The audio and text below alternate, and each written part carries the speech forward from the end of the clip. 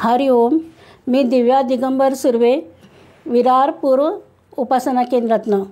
मी 98पासून मी बापूचा महिमा ऐकला आणि तेव्हापासून बापूच्या प्रवचनाला जायला लागली.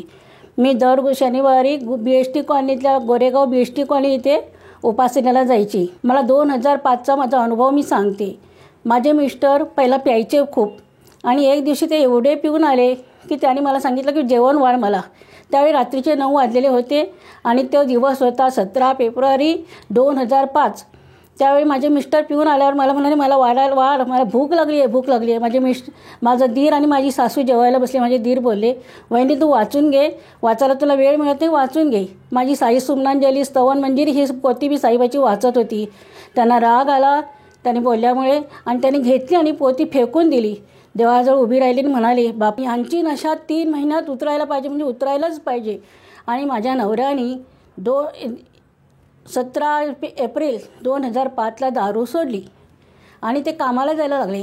कामाला जाताना त्यांची जरा परिस्थिती नाजूक होती माझी.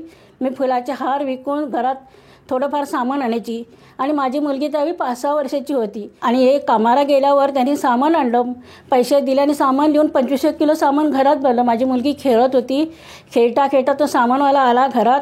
तशीच घरात घुसली आणि त्याने सामान मांडून ठेवल्यावर तिने ते सामानवाल्याचा हात फिरवला आणि म्हणाली, मम्मी हे आमचं सामान का गं एवढं? म्हटलं हो, बापूच्या दयेने आलं की नाही, बापू पोचले की नाही आपल्याला. पण बापूचे अनुभव सांगताना मला एवढं भरून येतं की ते सांगता येत नाही. आणि दुसरा माझा अनुभव आहे तो मातृ अस्सल विधानमधला. मी गणपती आणायचं ठरवलं, पण त्यावेळी माझ्याजवळ पैसे, यांचा पगार झाला आणि पैसे संपून गेले. पैसे संपले, आता काय करू असा विचार पडला. गणपतीला आणायचं आहे, लोकांचा आलेल्या गेल्यांचा खर्च देवाला नेहमीच पाहिजे ह्या विचारात होते. रविवार उजाडला त्यावेळी मी आंघोळ केली लवकरच आणि बापूची मातृ अस्सल विधानाची पोथी घेतली आणि देवासमोर उभी राहिली. देवाला म्हटलं, देवा मी 11 वेळा ही पोथी वाचेन, त्यामुळे मला काय जो अनुभव तुम्ही द्या, आता हा भार मी तुमच्यावर टाकला आहे असं म्हणून मी देवाची पोथी 10 वेळा वाचली. 11 वाचायला घेतली, 5-6 लाईन झाली. सोमवारी संध्याकाळी 5 वाजल्यापासून जी मला मदत झाली, गणपती येऊन घरात विसर्जन झालं तरी मदत संपत नव्हती. हा अनुभव देवाशिवाय कोण देणार हो.